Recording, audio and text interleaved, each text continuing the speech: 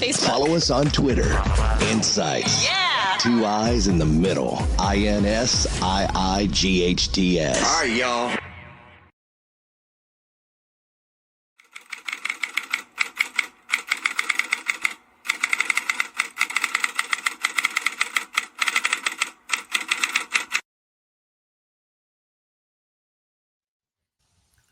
Hello, everybody. We're here today with a whole lot to talk about on the Sports Talk Show. But it's the start of the NFL season, and with me, my legendary host, the man known about town, the man shoots them from downtown.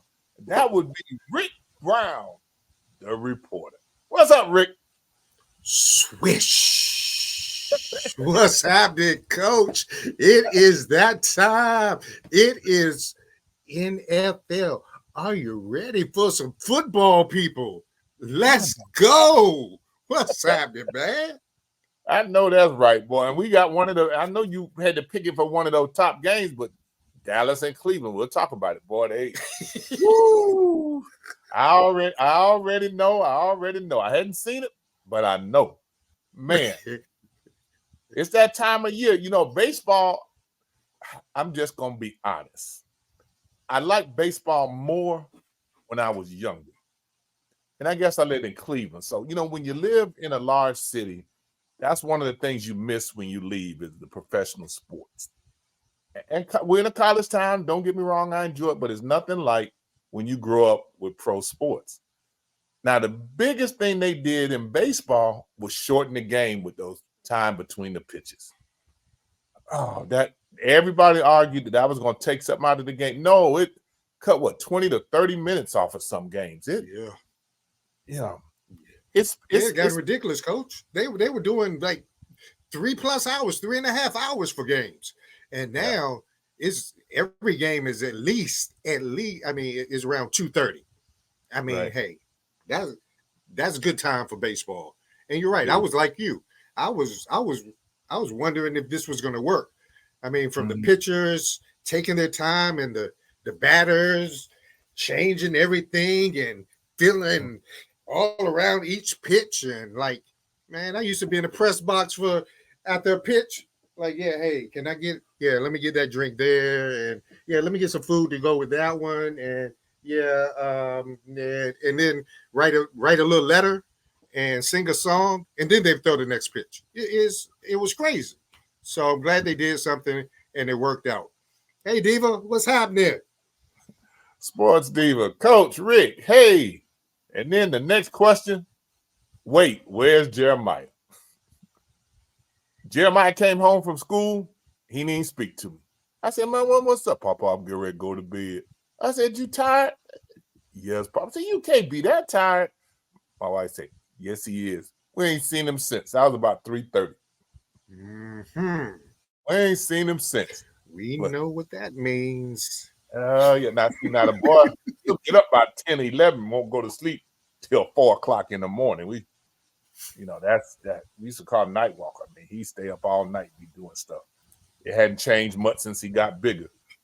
And that's one sport I could never really get him into in the baseball. He likes to move, and it just wasn't fast enough for him. So he's actually back. He's wants to play flag football. He took off last year, but he's out there, and I guess his little confidence getting up because he quicker than everybody else out there. I don't know what that's going to translate to come game time. They might not win now game, but grandma, we gonna be there. And when you all get a little bit older, you gonna be right there. Sports D, we say got a social life. Always has. Got his own little fan club for real. So I'm not mad about that at all. It is what it is. But so you get a little bit more love for baseball now. Rick, you played baseball, didn't you? I played baseball. Matter of fact, it was the best sport I played, but I didn't like it like that. Now, I got more into it later because I was just playing off of talent. I didn't understand the intricacies of the game. But once I started learning that, oh my gosh, I love baseball. I mean, I watch the Sorry Nationals today now, just because watching their young talent grow.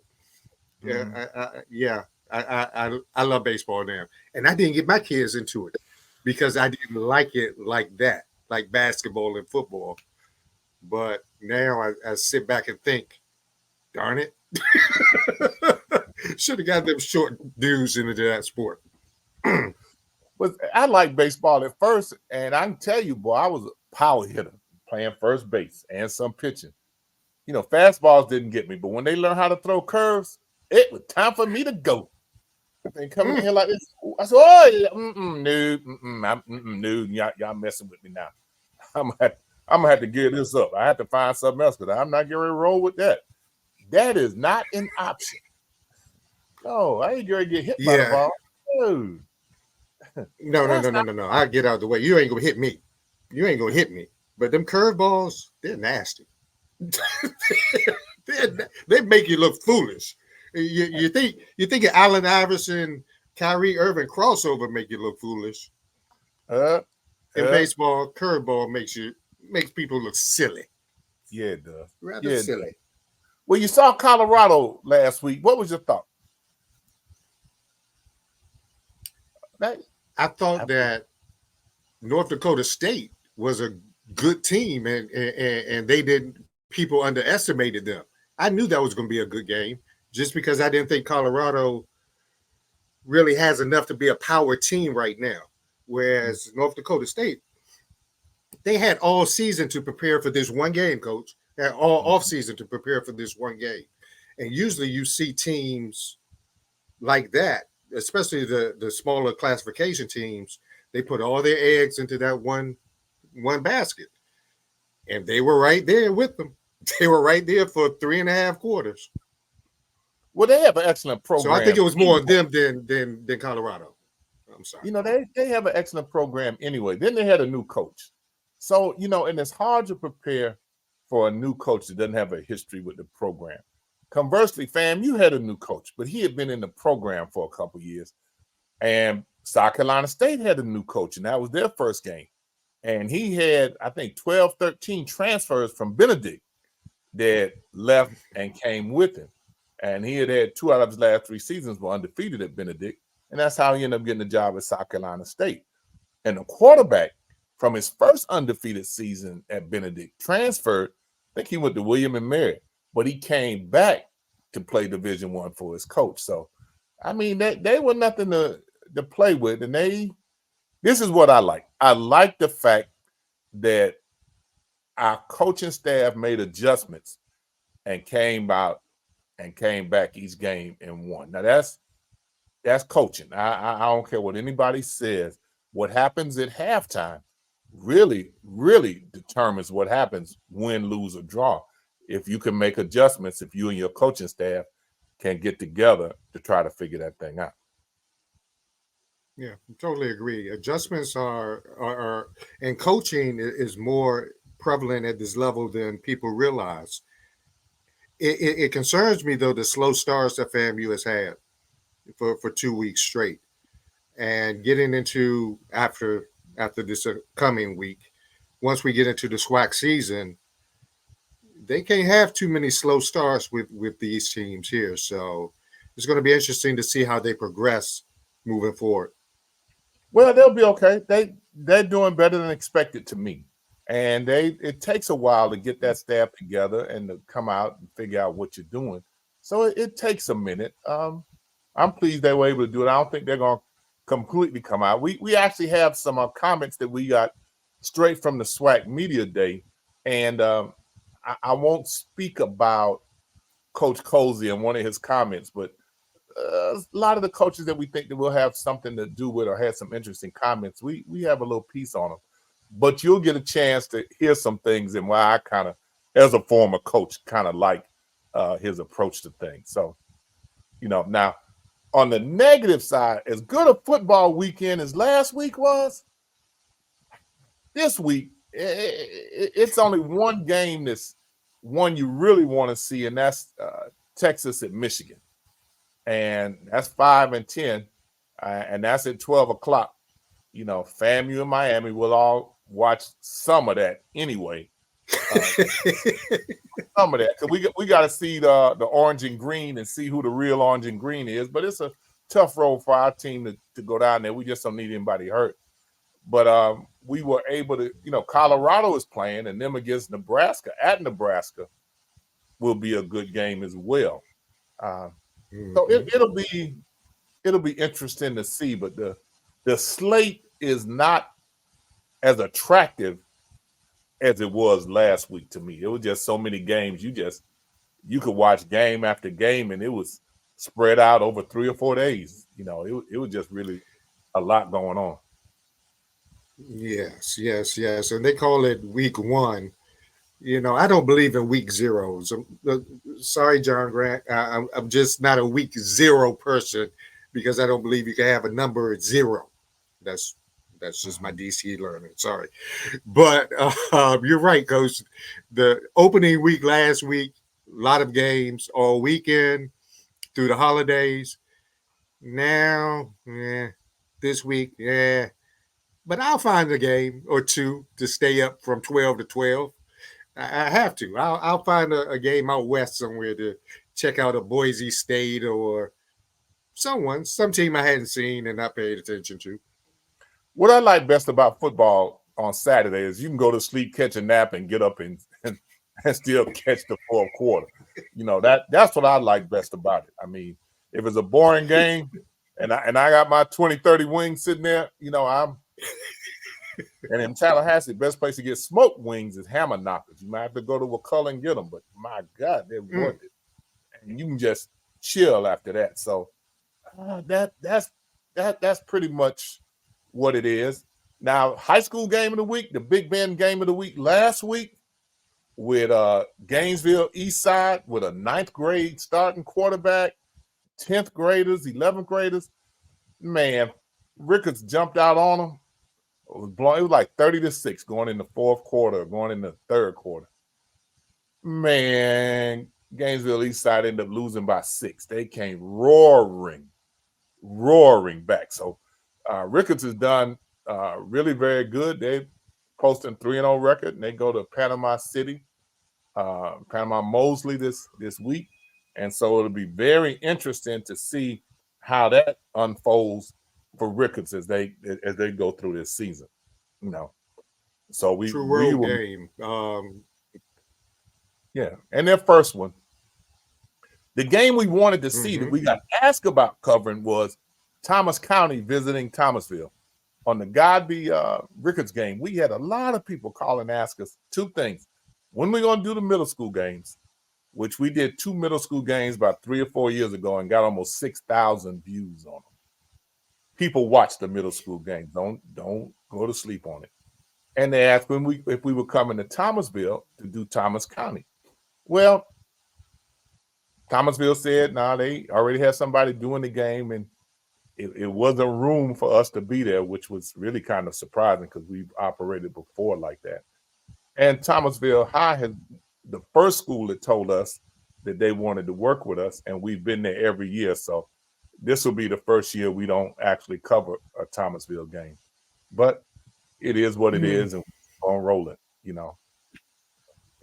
Climate's change, administrative change.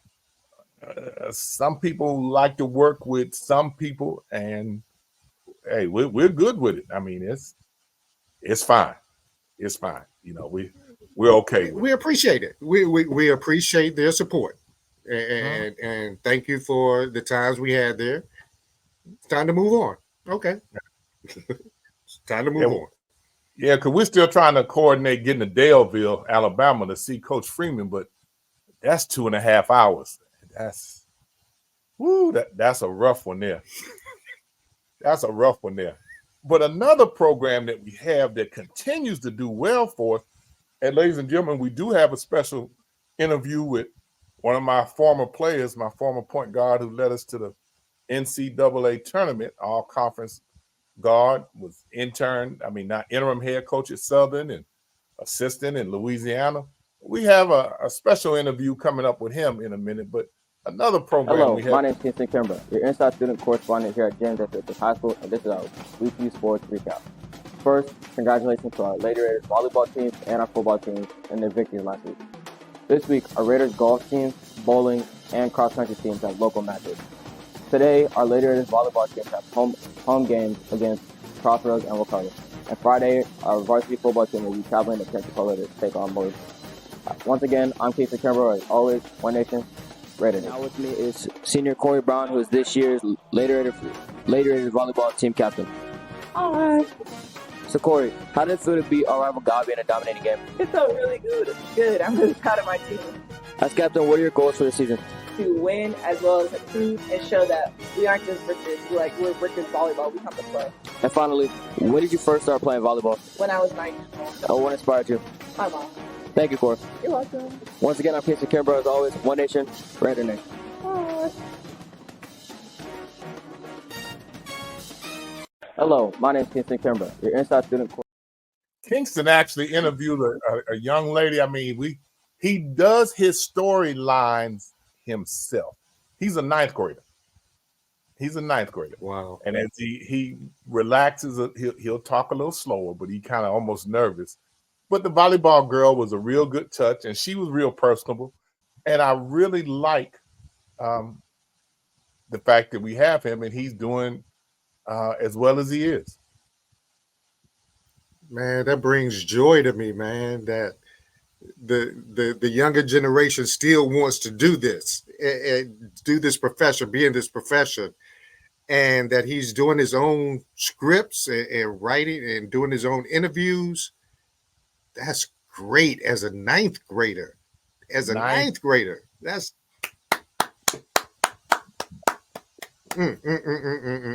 That was awesome. And what really got me is he had his notes on the phone. That's the thing there. Everyone has the notes, or at least he didn't do like we used to do, just have the phone as a microphone, have it up to the face. So he was doing. I'm impressed. I'm impressed for a ninth grader that he has those skills. Good job, Kingston. Good job. He did a good job. And along that line, this week on another show that we have wow. Okay. Yeah, okay. long way from home. How'd you end up in Orangeburg? I actually never heard about Claflin until I got an offer from the previous coach here when I was playing in the AAU tournament my senior year. So I got the offer, did my research, and funny thing about it wasn't a lot online about, well, not online, but on social media about Claflin. So that's another reason why I, find interest in putting us out there and letting people see what we do. So people like me, if I'm getting recruited and I don't see anything about Claflin, it's going to pull me away from accepting that offer or even going to visit the school. So I'm glad that it didn't hold me back. I actually went on a visit. I came here. I had a great visit, and I just fell in love with the campus, the family feel to it. So I committed, and I've been here ever since. It's my 5th year. So, ladies and gentlemen, this is Mickey Clayton, the coach, and we're here, the Claflin Athletics Show, season number 3. And we have a completely different kind of show, but again, kind of similar. Again, with the students, we have Janelle Sample, Stephen Darway II, with the Claflin Content Creation Team. Welcome to the show, y'all. Thank you for having us. I knew something was going on just seeing what was going on with social media. I knew there had been a rebirth of something that was exploding all over everywhere. I need y'all. So now I found out you two are behind that. Yes, sir. Yes, sir. Tell us how that got started. Well, I'll let you explain first because you kind of been here. Okay. Well, ever since I've been here, I've seen that we probably should, get some newer content out there, a younger feel almost. And I've always been interested in stuff like that. So I try to get my input here and there. And then they started to listen to me.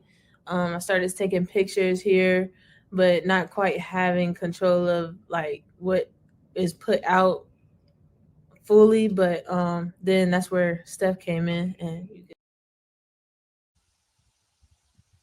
Claflin content creator team, and the stuff that they're putting out for the Claflin athletic department, man, it's been blowing me away. So that's the segment that comes out on the Claflin Athletics show. That episode premieres tomorrow, but we just kind of letting people know a little bit about what's going on at Claflin.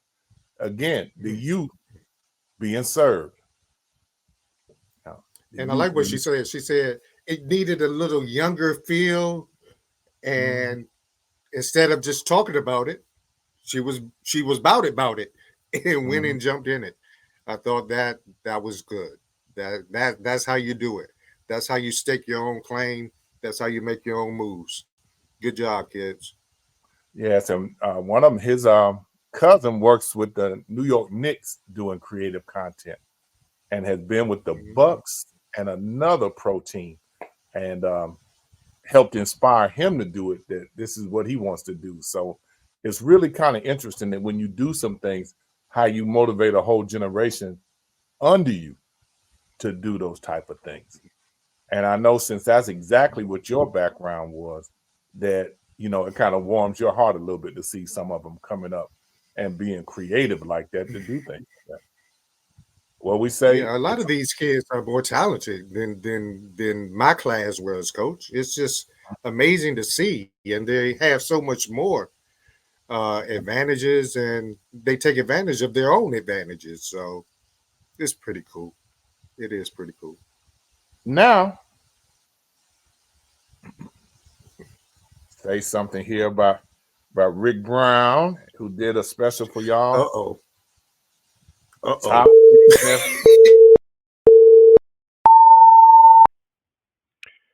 The NFL season starts tomorrow, and all fan bases think their squad actually has a chance of winning the Super Bowl this year. Before we let you know the 3 games you should check out on opening week, let's look at a couple of games to take a sneak peek at. On Sunday at 1 p.m., the Pittsburgh Steelers at Atlanta Falcons. All eyes will be on the new quarterbacks in this one. Can Pittsburgh's Russell Wilson find the mojo that once made him one of the best in the league? Can Atlanta new quarterback Kirk Cousins overcome injury to reclaim Pro Bowl status? We will see. Sunday at 4:25 p.m., the Dallas Cowboys travel to take on the Cleveland Browns. The theme of this game should be, is this finally the year? We all know Dallas fans and team says every year that this is their year.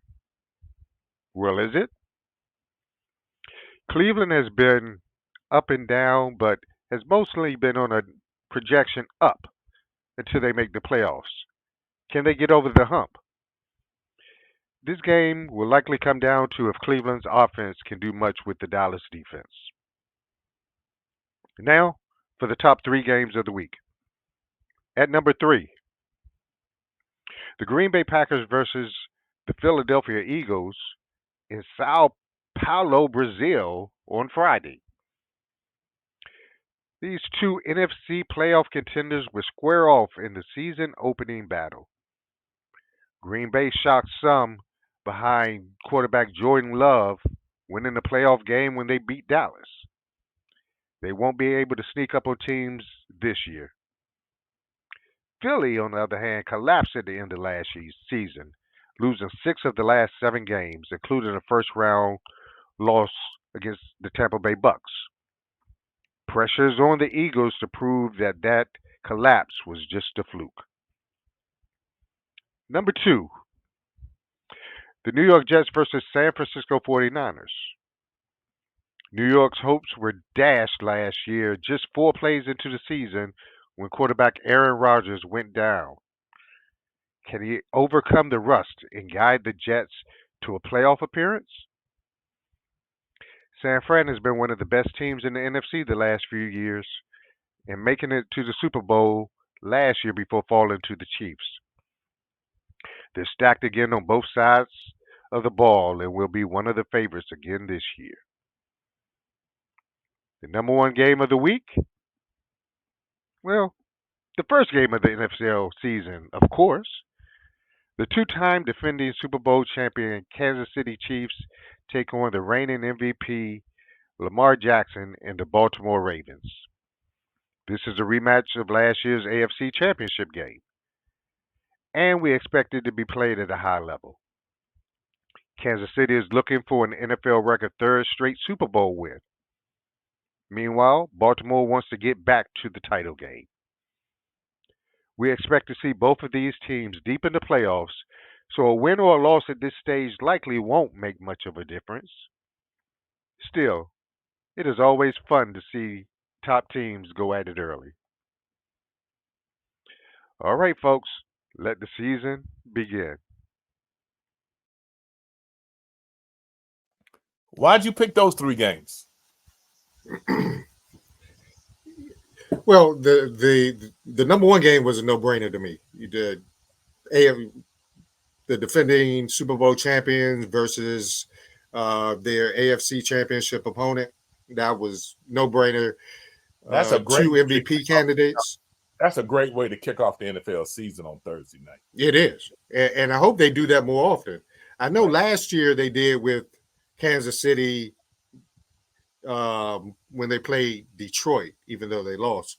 But still, I think that's what you do to build excitement up. Mm-hmm. Let's see. The Eagle game, just because of kind of a contrast, it's first is being played in Brazil, which is the first. And then these 2 teams, what is Green Bay? Are they for real? Was last year just a fluke? Is Jordan Love for real? And then the collapse by the Eagles, it's got people wondering. They are favored to win the NFC East, but still, a lot of pressures on the Eagles. So, some of the reasons why I picked these games. Well, the Eagles might be picked to win the East by default. I mean, I know one person who would be who would question you about that, but yeah. It might be by default. I won't. You know, I'm just curious about them. I think that's an interesting one. Didn't they have an issue in Brazil and the field or something one time they were trying to play over there a few years back? Something happened. It may have been a preseason game, so they may have just scuttled that game. I remember there was an issue somewhere.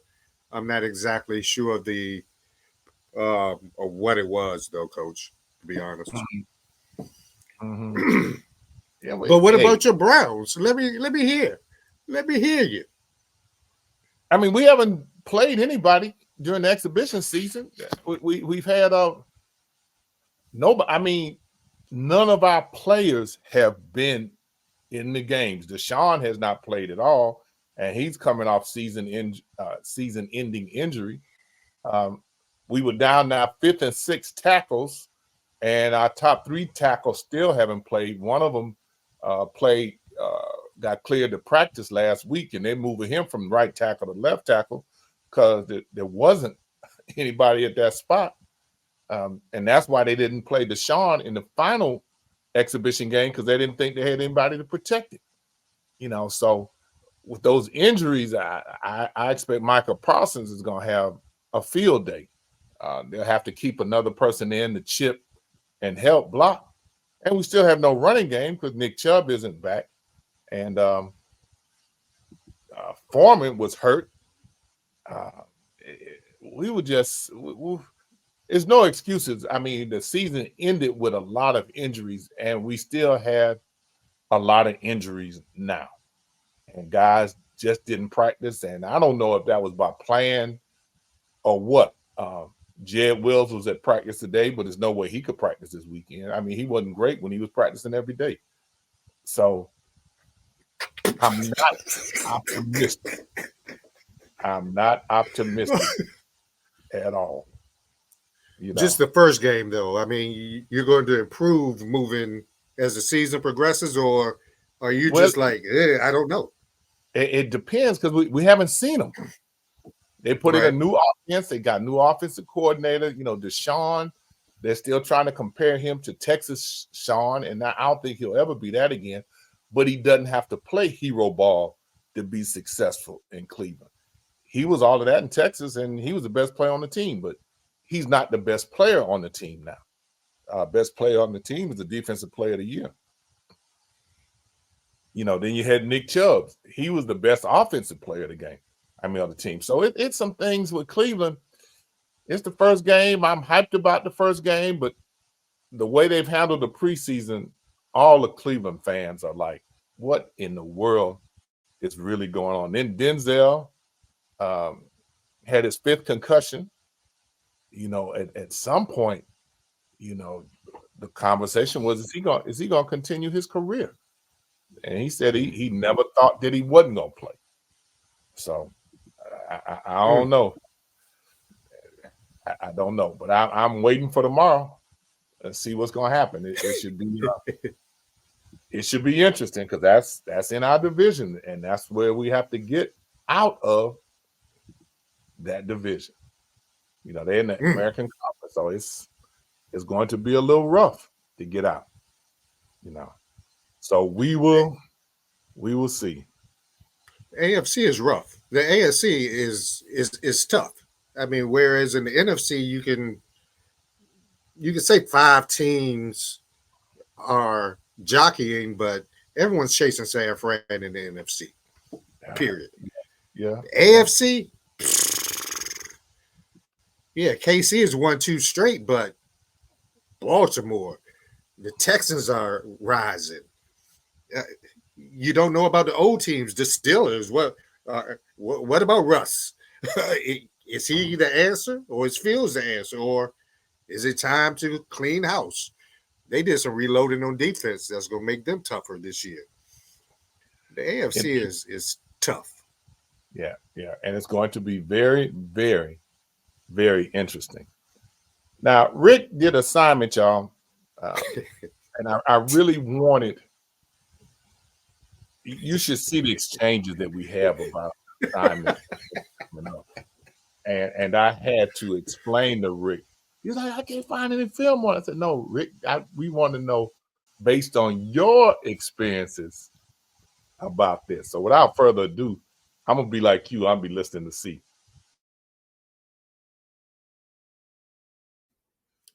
Covering sporting events has been something I've wanted to do in earnest since junior high school. My thought was to venture into the business after playing professionally. But once I figured out I couldn't hit a 3-2 curveball, it was time to change up and write about those who could. Since 1991, I've covered 2 Super Bowls, a men's Final Four, an NBA Final, numerous college football BCS national championships and other bowl games, numerous high school state championships, and my highlight, traveling to Canada to cover a Stanley Cup final in the NHL.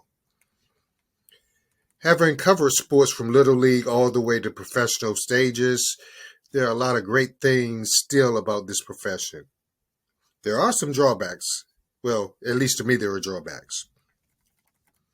You see, covering high school sports give you the greatest access to a team. It is also, to me, the purest of all the sports, where the kids are playing not only for potential future scholarships, but for the love of the game. For the reporter covering them, the only thing given to you is free parking and interest to the game, and maybe some beverages and a hot dog, but not at all places. You may have to sit in the stands or, like I did in the second half of games, walk the sidelines. But being in the middle of the action, you may have to dodge players here and there, but the atmosphere there, you hear and feel everything that is happening. Covering high school football, you also have to keep your own stats and add it up prior to writing your story. No one is going to tell you how many yards a quarterback has thrown or a running back has run. Oh, and did I mention the deadlines? They're not fun, especially if you have a game an hour away and your deadline is 30 minutes from now.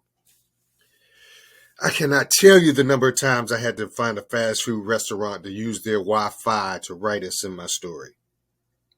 But when you nail it, there is no better feeling. Then covering colleges, that was fun because it allowed me to travel to stadiums like Neyland and Knoxville and Bryant-Denny and Tuscaloosa. I even got a chance to cover at least one game a year at Bragg. There, though, you get your play-by-play stats and the regular stats provided. But access to the field, however, is reserved until after the game, if at all. But the fans, man, hearing 100,000 people cheer for their team, or being in the swamp with the windows down and a big play by the Gators happen, that atmosphere cannot be beat. Now, you do have to go through team staff to talk to players and coaches, and sometimes you get denied. Schools often provided you with a halftime and perhaps a post-game meal. And depending on what time the game was, you either had extremely tight deadlines for any event that started after 7 p.m., or you could breeze and take your time if you had a noon to maybe 3:30 game start. Plus, you could write from the stadium press box. No need to run to McDonald's or no other place. And once you left there, it was either relaxation time at the hotel until your early flight, because you had to get home for the next day press conference, or if you were close, a smooth drive back home. Now, covering the NFL, they make the big bucks, and you can see why. I mean, most teams have a full spread of food and desserts for the entire game and a post-game meal. Staffers provide you with stats and play-by-play books and notes for both teams. You don't have to go to the locker room if you don't want to, as they pipe in the press conferences from the head coach and the quarterback. They also provide you with quotes from notable team players. It really is easy to cover the NFL. The traveling, oh my goodness, seeing games in San Fran and Kansas City, Seattle and Chicago, to name a few, iconic. Going to Buffalo and visiting Niagara Falls was in itself awesome, as was flying to D.C. or BWI in Baltimore to cover the Skins or Ravens and getting to see my family. You can't beat that.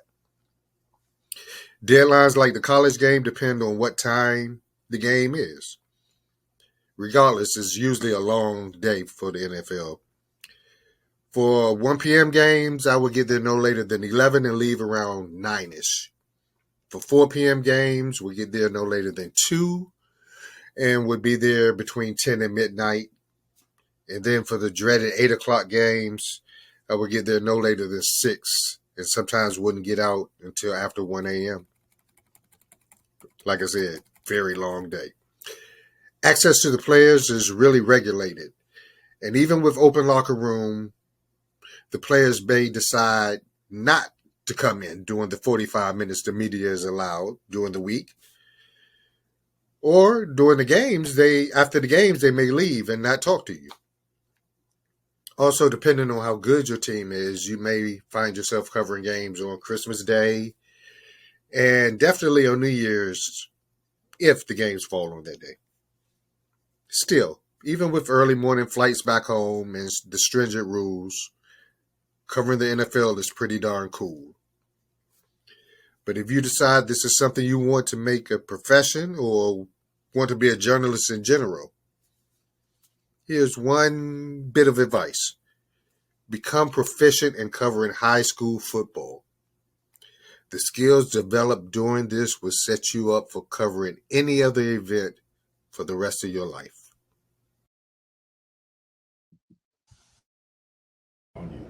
Hi, how you doing? I'm Coach Lewis from Ricketts High School, born and raised in South City, Tallahassee. I want y'all to make sure you view this insight stuff, man, and make sure you dialed in, because they're gonna broadcast Ricketts High School to the fullest. My guy Mick and his staff gonna do a great job, and and make sure you part of it now, because it's gonna be a blessing. It's gonna be a show, and they're gonna have exclusive rights to this Ricketts High stuff. You don't hop on in, all right? Thank you.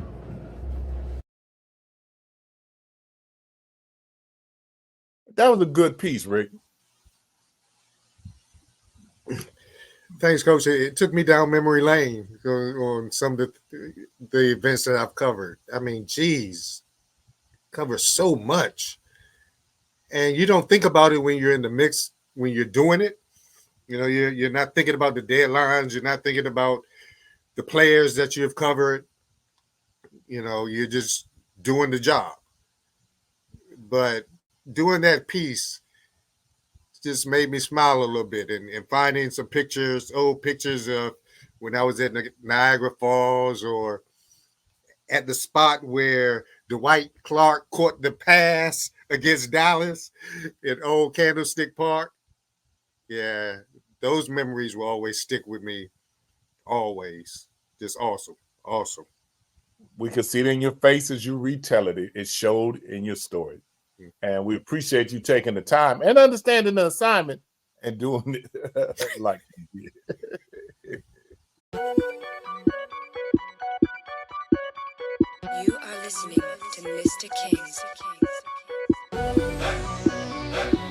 Ladies and gentlemen, I'm here today with the new head basketball coach.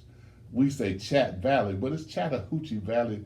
Is it Chattahoochee Valley State Community College? No, just Chattahoochee Valley Community College. Congratulations, Coach Scott. Tell us what it's been like, because I know it has been a whirlwind for you for the last week or two. Oh, yeah, for sure. You know, being hired, 2 Mondays ago, you know, getting in here, trying to get to work to put a roster together, because we need kids, you know, to play, and trying to get working on the schedule and everything like that. It has definitely been a whirlwind. What's been your biggest challenge just coming in? Biggest challenge probably would be just getting to know the campus and getting to know the people around here. You know, I'm a big fan of people. I'm a people person, so I really like to get to know people a ton. So just spending time with people on campus, trying to get the lay of the land, and kind of knowing the process of how, you know, they operate around here and things of that nature. Coach, you know, you came from Louisiana, Munroe. You've been at Southern. You've been in high school. You've been in junior college. You've been at Florida A&M University. What have those things What have those things done for you to prepare you for where you are right now? What are those things have done? Well, first of all, going to school at Florida A&M taught me a lot. You know, of course, having you as a coach, you know, you taught me a lot about growing up. I still tell everybody the story about you telling me I need to go speak to a certain lady back there in financial aid, and I just go in there and I sit there and I'm waiting like every other kid, waiting my turn, and I don't open my mouth to say I need to see such and such, you know. So, and that taught me a lesson. Like, okay, he told me to go say I need to speak to Miss Smith. I need to go speak to Miss Smith. And once I said that, boom, things started to happen. You know, just little things like that I picked up from you just right away. And then every stop, you know, you're going to learn something different, you know, some trick of the trade that's going to help you, you know, grow as a coach, grow as a person. And the biggest thing to me is the relationships that you build on campus with the people that, you know, help you get through. You know, I still got a big following at Southern of people that come in. They called the other day and they like, Coach, we didn't even know you got that job over there, man. Congratulations, and things like that. So it's the relationships that you build that every stop of the way that still stick with you and stay with you the whole time. What are some of the things that have you excited about Chatt Valley? Because I know just driving up through Phoenix City and coming on campus, I was very impressed. I was shocked too. You know, being up here, you know, you hear Phoenix City and you think just small town, small living, real country, rural town, but it's an actual city. So, you know, got a lot of potential, plenty of restaurants, a lot of good places to eat. Actually, this weekend they had a food festival, so I went downtown and bounced around from a couple different restaurants and was tasting some food and things of that nature, man. And they got good food out here, and I mean, it was shocking to see how many people were out and about this weekend and at the downtown area. So I think it's really good city, really good area, family oriented. I enjoy it here on campus, same kind of way. You know, a lot of people helping, got their hand out trying to help me get through this process as well. So I think it's a great place. It sounds like it's a very nurturing place. It is a friendly place. It seems like they welcome you, Coach. Oh yeah, for sure. You know, President Scrooge has done a great job of bringing me in and getting me a part of, you know, getting acclimated to everybody. And, you know, with Dr. Taylor, you know, Dean of Students, she definitely does a wonderful job of, you know, having meetings and things like that, and let me know that, you know, if anything goes wrong, Coach, contact me. Here's my cell phone number. You know, she does a great job. She actually, you know, she says, "Now, Coach, you're gonna have to keep me off the court because I'll be at all the games and try to be your assistant coach, because I kind of wanted to be a coach back in my past." So I'm tickled to death to be here, you know, to be able to work with her as well, and, you know, and all the coaches around here. You know, the baseball coach has been really good, you know, at bringing me in and actually outfitting me some, you know, giving me a couple of hats and t-shirts. Softball coach actually, you know, provided my family with gear. So everybody's done a good job. And of course the women's assistant coach, he kind of like my assistant at the same, I mean, the women's head coach is like my assistant coach at the same time. He been taking me around. He actually do the tours for me when I bring recruits in right now, because I don't know everything. So this place has been amazing so far, and because, like you said, it's a nurturing atmosphere, man, and everybody's on the same page, and we're all about winning around here. So I think if you do it together that way, man, and we can stay on this path, I think great things are coming to Chatt Valley. Coach, it gets everybody excited just to hear you excited. And when I drove around the tree-lined entrance, where it was just really a majestic entrance to the campus and the athletic facilities, Coach, you have some pretty nice athletic facilities here. Yeah, we do. You know, even here with our gymnasium, I mean, it's pretty nice for, you know, community college, but, you know, that brand new softball field down there that they have is like top of the line, and they're about to do some renovation to the baseball field. So they got a lot of good stuff going on here at Chatt Valley. Okay, Coach, in closing, what would you like to say to the people out there about watching, supporting Chatt Valley and keeping up with you? What would you like to be able to say to them? Man, just stay tuned, because we're going to try to get this program going in the right direction where we're competing at a high level, and everybody going to want to come here and be a part of this Pirate Nation. Thanks, Coach. Well, Chatt Valley. Yes, sir. Yes, sir. Kind of proud of Morris and what he's gone through to be able to get in there and get this position again to be head coach. You know, you only get so many chances to do it, but he really likes it there. So we'll see what happens. Follow us at INSiiGHTS. You know, I'm gonna support it.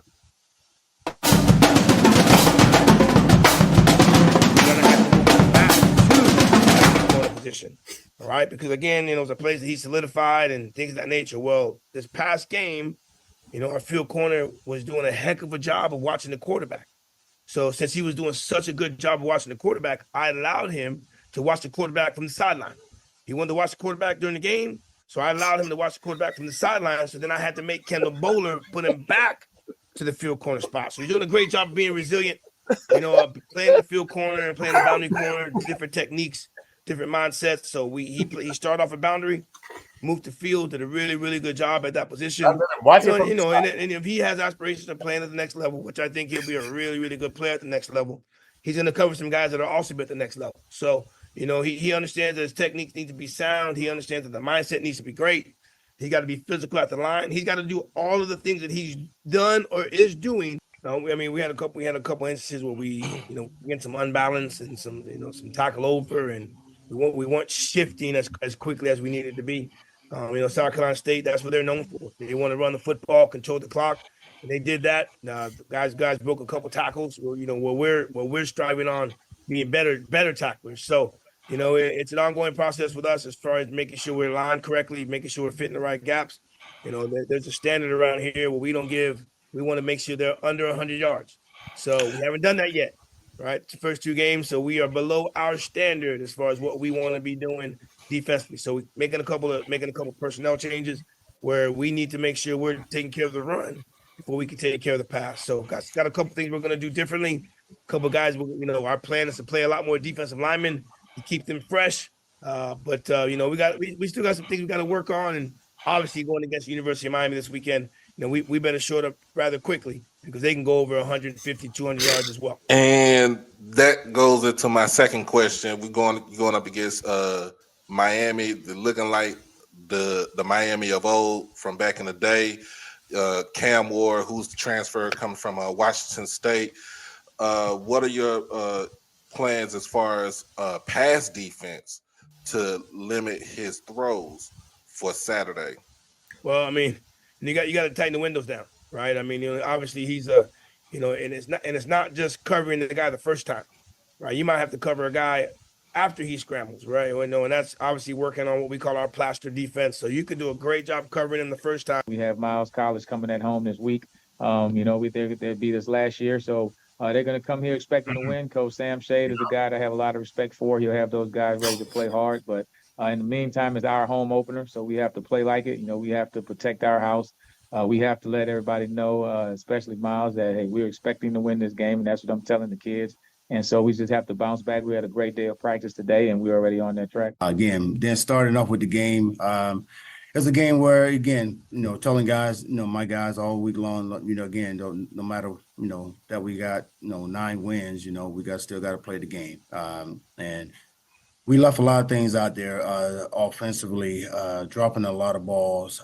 We had a chance to, in the red zone, go in and score. And Coach Lucas, should I say, got, tried to run it. And, as he found out, you can't, go against some guys, you got to learn how to slide at some point, and he never hurt his shoulder at that particular time. But again, at that particular time, I thought, we was going back and forth. It was going to be a defensive battle throughout the whole game. But unfortunately, for us, I think we got a little tired, a little worn down in the fourth quarter. And, Texas Southern took advantage of it. We had many chances, going back and looking at film, showing the guys yesterday that if they just had executed half of the plays that we looked at yesterday, it would have been a different game. We're dropping a lot of balls. We missed a big throw to James Burns on a big throw on a goal that I think will surely change the momentum of the game. And then again, just defensively, when having a chance to get off the field on third down, something always happened. We'd get a penalty, and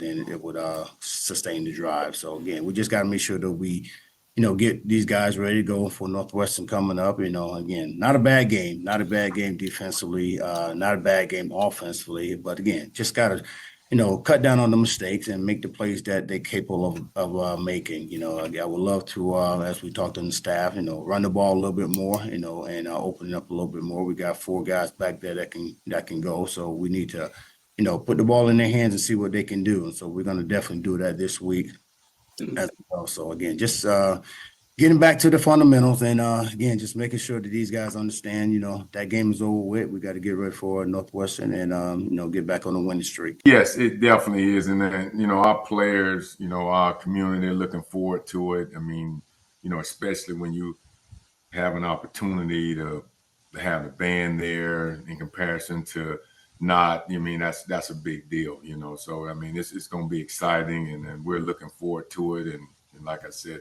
these players deserve to have a season opener in front of their community. Thank you, Coach. Have a blessed week. You too. Coach, as always, we appreciate your time. Look forward to speak to you again next week. Yes, sir. You as well. Yes, sir. Thank you. Thank you. Next, we go to Florida A&M. Coach Colsey, once again, if you do have any questions, please utilize the raise your hand feature to get your question in the queue. Please limit your questions to one initial question, potentially a follow-up. If we've got additional time allotted, we will work our way back to get additional questions answered. With that being said, happy to be joined by Coach Colsey with Florida A&M. Good morning, Coach. Good morning. How's everyone doing? Doing great, Coach. Compare where your program is today after week 1 to last year where your program was after week 1. Well, I think last year, the players really didn't know what to expect. Now, this year, they understand what we want and how we want it. And it's more so being a player-led team, which that's what we as a staff envision. So, I mean, that's basically where we're at. And the players are more understanding, you know, what to do and how to do it instead of us telling them everything. And then we're expecting the what's, you know, are they going to respond? Well, now they're responding to the coaching and the vision that we have in place for them. And after week one, are you more confident about where you'll end up in the SWAC or less confident? Well, I'm confident because, like I said, I feel like we got several guys playing different spots. They're doing what they're supposed to do. Obviously, they're doing what we thought they were going to do. You know, having depth now is a big key. I mean, you know, obviously when you go back to last year, you know, only having 9 offensive linemen, now you got 17. So, you know, that's a big confidence builder in itself, you know, being able to go out and at least recruit in comparison to last year, just inheriting, you know, a team. Now you got competition that if those guys look behind them, they at least see somebody trying to get better to take their job. Well, I mean, you got to tighten the windows down, right? I mean, you know, obviously he's you know, and it's not just covering the. I know you still laughing. Oh, I wanted you to play that again. I wanted.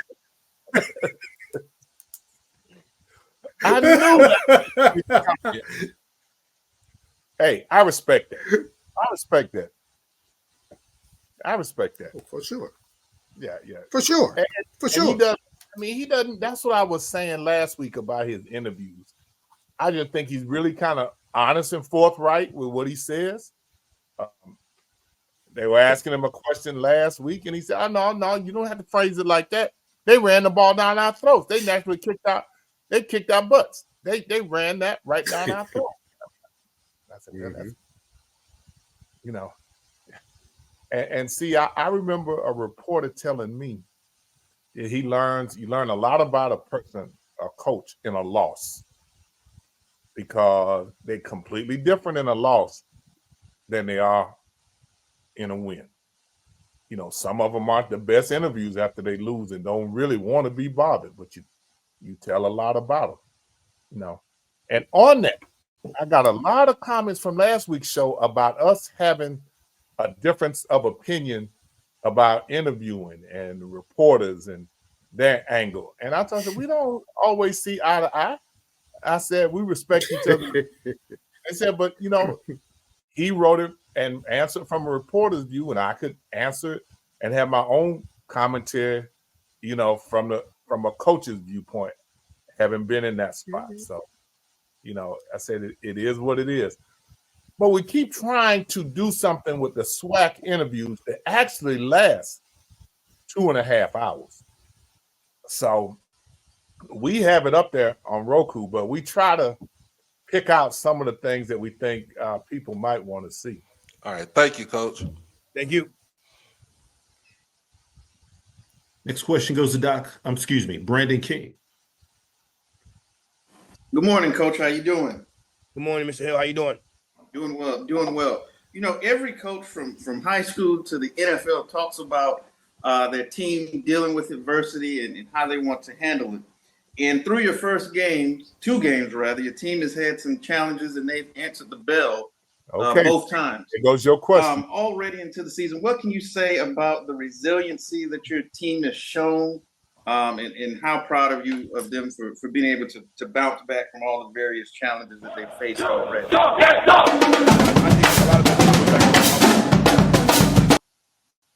I'm sorry the music drowned out your response there.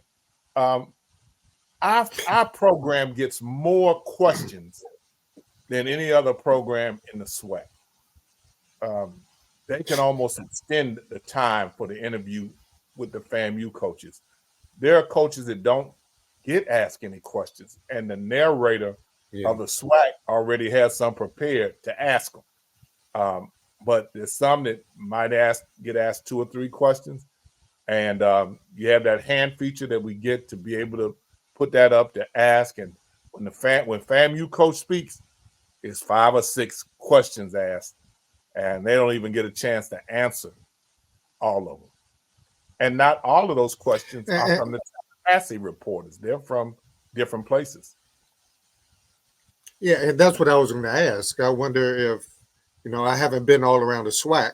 I was a MEAC guy when I was back in school covering FAM, but so I don't know if these colleges have reporters other than the school newspaper.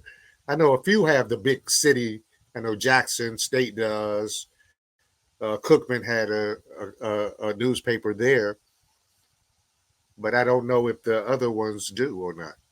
No, most sure of them Southern does. are not local reporters. They all identify themselves. They're actually a lot of people from the Black sports media that are on there. I have heard them. I've heard Daytona Beach Journal in there, never the Sentinel, never the Miami paper, once or twice the Democrat, but generally they reach out and touch the coach personally for what they want.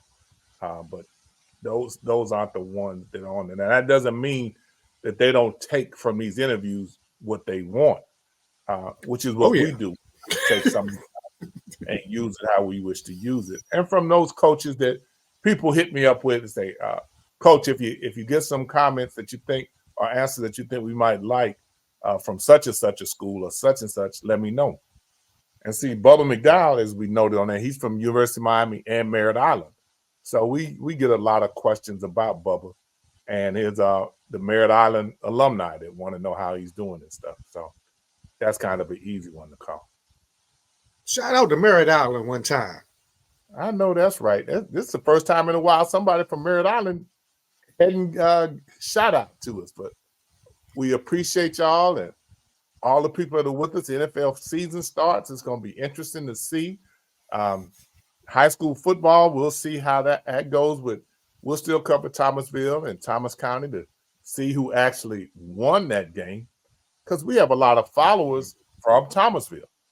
And they started following us because of what we did at Brooks County. And that game still the most watched game we ever did. It's right about 15,000 hits to watch that game.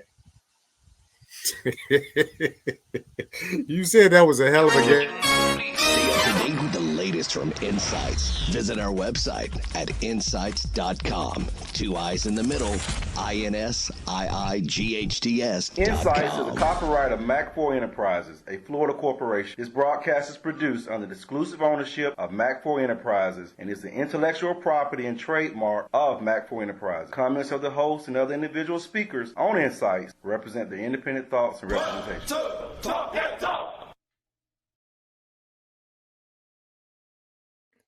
Man, thank all y'all who noticed the graphics that we do, even on that closing, and how do we get the eyes moving all around and landing and all the stuff. And we appreciate it. You know, we started this journey. We knew nothing about graphics, but we've been trying to figure it out so we can make our show and our presentations look better for you. And if you look, even the Rick Brown features, he got little stuff going on in the background and sounds and the screen moving. I'm getting scared of him.